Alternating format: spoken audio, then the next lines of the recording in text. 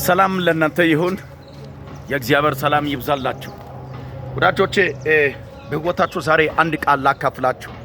የእግዚአብሔር ቃል ሲናገር ዕብራውያን ምዕራፍ 11 ላይ ስለ እምነቱ ነው የሚያወራውና አባቶች በእምነት ይላልና የእሳትን ኃይልን አጥፍቷል። አባቶች በእምነት ሰማይን ዘግቷል። አባቶች በእምነት ሰማይን ከፍቷል። አባቶች በእምነት የአንበሳ አፍን ዘግቷል። ስለ እምነቱ ነው እዚህ ጋር የሚያወራው። ደሞ ብቻ አይደለ ኖሄ ደሞ መርከብን በእምነት አበጀ ይላል ወይ ሰራ ይላል አዘጋጀ ይላል። ዛሬ እንደዚህ ልበላችሁ፣ አምላክ እግዚአብሔር እመን እንጂ ብቻ እመን እንጂ ያለ እምነት እግዚአብሔር ደስ ማሰኛት አይቻልም ተብሎ እንደተጻፈ የአባቶች አምላክ እንዳመናችሁ በእምነታችሁ ልክ በሕይወታችሁ ለታላቅ ነገር ያደርጋል። ስለዚህ ኢየሱስ ክርስቶስ ሲናገር ደቀ መዛሙርቶች እንደዚህ ብለው ተናገራቸውና እምነት ቢኖራችሁ አለ ትንሽ የስናፍጭ ቅንጣት እምነት ቢኖራችሁ ይህ ተራራ ተነቀል ቢል አለ ከፊታችሁ ይነቀላል ይሄዳል አለው። ዛሬ ለአንቺ እምነት ያስፈልግሻል።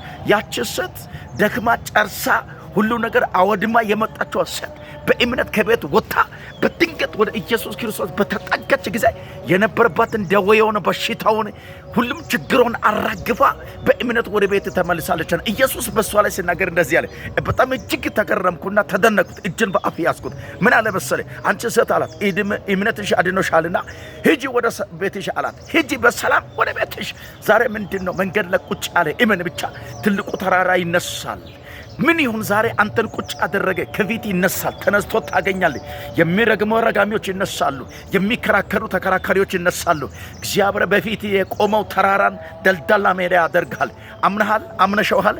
የተዘጋው ማጸንን ይከፍትልሻል። የተዘጋው ደጅን ይከፍትልሃል። እግዚአብሔር ቀኝን ይሰጣል።